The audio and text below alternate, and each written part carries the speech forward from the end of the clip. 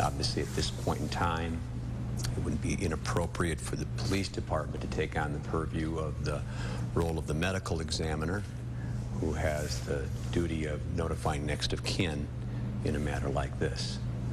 Obviously, in light of the fact that we are completely bound by state law, which indicates that an independent oversight and investigation should be conducted outside of the Madison Police Department. We respected that from the moment we took the scene, froze the scene, and waited for the Department of Criminal Investigation to arrive.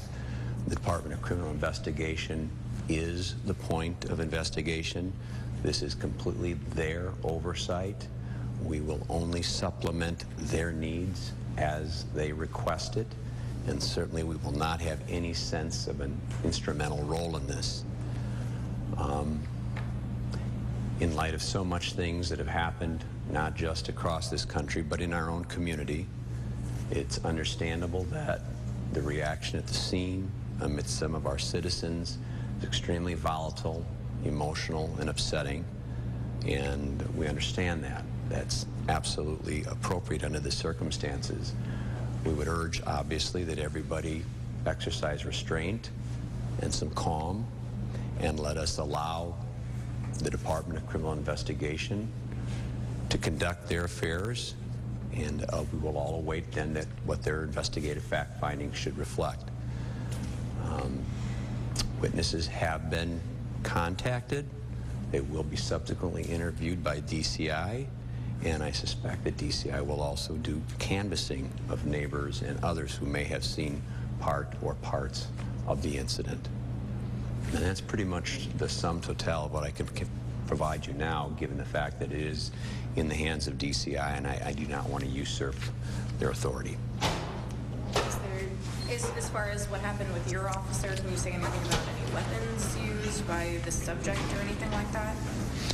At this point, it is unknown what, if anything, he had in terms of instrumentalities. The initial findings at the scene did not reflect a gun or anything of that nature that would have been used by the subject. No. Did your officer sustain any injuries? Well, he was knocked down as a result of the blow to his head, but beyond that, he will be treated and ultimately released. So he's at a hospital right now? He is, yes. Standard procedure? Well, standard procedure insofar as part of the protocols, obviously, is that there will be a blood draw administered at the direction of DCI, and at that point, at some point, obviously that will be all obviously analyzed to ensure that absolute sobriety and no drugs in the officer's bloodstream. Go ahead. Can you say anything about age, race of the subject?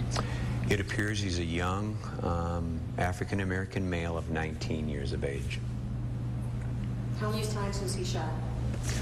I couldn't say that at this point because I don't know. You said the situation was volatile, and understandably so.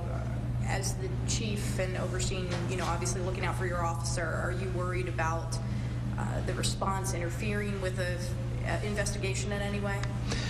No, I believe at the end of the day we will have a secure crime scene, and I think as people come to realize that it's not the Madison Police Department's investigation, it's the Department of Criminal Investigation, and to that extent I hope that people will understand and give them plenty of room to work with as much opportunity for them to move freely and about without them being subjected to, anything else or harassment. I see that you were meeting with Michael Johnson with Boys and Girls Club. I don't know if he wants to answer any questions or if you can talk about, what your discussion with him entailed. Well, I'll let Michael speak for himself, but I will say that going back to when I first became chief, Michael has been a friend and a confidant, and he understands the pain that communities can endure all too well, having done a lot of work in urban settings and was on the front lines of Ferguson. So in his capacity at mending fences, creating trust bridges, he's been a resource to me as a community stakeholder, and I hope we will be in the future. So let you figure out what. That is Madison Chief of Police Mike Koval talking to reporters down at the City County building tonight, recapping what happened. This is in the 1100 block of Williamson Street early this evening.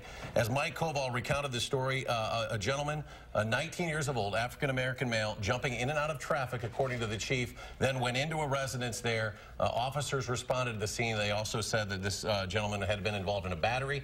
After the officer forced entry into that residence in the 1100 block of Willie Street, a fight between the officer and the subject ensued. The officer struck in the head, according to the chief, knocked down, pulled his weapon, fired, and hit the subject, who later was pronounced dead at an area hospital. And what we know now, we know that the Department of Criminal Investigation will take over this investigation. The Madison Police Department will be assisting them, but the Department of Criminal Investigation will have oversight of this investigation because of a new law that was recently passed within the last year. But as Chief Koval said, this is extremely emotional, volatile, and upsetting for the community, and he's asking people to exercise restraint and caution down in Willie Street, and that is where we pick up now with Valina Jones, who has been reporting the story since it started from the beginning tonight. And Valina, can you give us another recap of what you are seeing down there with the crowds and with the investigation? Yeah, definitely, Michelle. Again, the crowd is continuing to grow here on Willie Street. The Young Black and Gifted Coalition representation have made a call out to the public to come down here and support them. They've been chanting Black Lives Matter throughout the night. The crowd has grown considerably since those reported shots were heard at 6:30. Since then, the crowd has grown about 30 to 40 people right now, Michelle. Again, they are demanding justice for, again, the 19-year-old that was shot here on Willie Street.